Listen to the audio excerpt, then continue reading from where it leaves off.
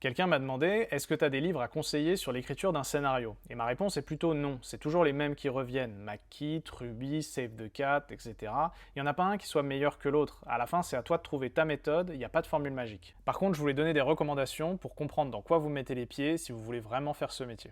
Les voilà. Le premier, c'est Les aventures d'un scénariste à Hollywood, de William Goldman. C'est un scénariste de cinéma qui a eu 2 Oscars, pour Butch Cassidy et le Kid et Les Hommes du Président. Il a aussi écrit Marathon Man, Les Femmes de Stepford, Misery, The Princess Bride et plein d'autres. Pour moi, c'est le plus important à lire parce qu'il va te confronter avec la vérité. Nobody knows anything. Personne ne sait rien à Hollywood, ni les studios, ni les producteurs. Quand il te raconte sa carrière, c'est la démonstration que le succès dans ce métier est imprévisible. Donc même si tu es reconnu pour avoir écrit des chefs-d'œuvre, tu dépends quand même de décisions absurdes et ton talent ne te protège pas de l'échec. Si après avoir lu ça, tu veux quand même tenter ta chance, tu sais à quoi t'en tenir. Ensuite, on a Des Hommes tourmentés, le nouvel âge d'or des séries par Brett Martin. C'est pas du tout un manuel sur la structure, c'est vraiment une immersion dans les grandes séries contemporaines, que ce soit Breaking Bad, Mad Men, The Wire, Les Sopranos ou même Deadwood.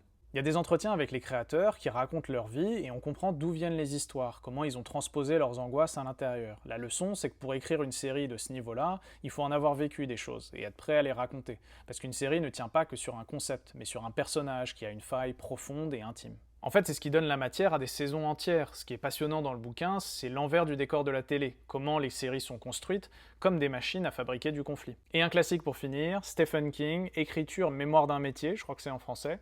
C'est de loin le livre le plus sincère sur le processus. Pour lui, si tu veux écrire, il y a 2 choses à faire, lire beaucoup et écrire beaucoup.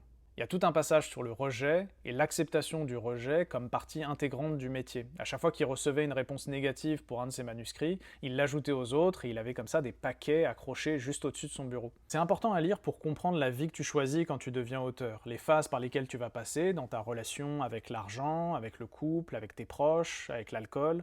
C'est un livre sur comment tu vis avec l'écriture et comment tu survis avec. En gros, les 3 livres ne parlent pas tant de technique que de tenir. Tenir sur la durée dans un monde d'incertitude. Le plus dur, c'est pas d'écrire, c'est de ne pas lâcher. Et ça, tu ne l'apprendras pas à l'école.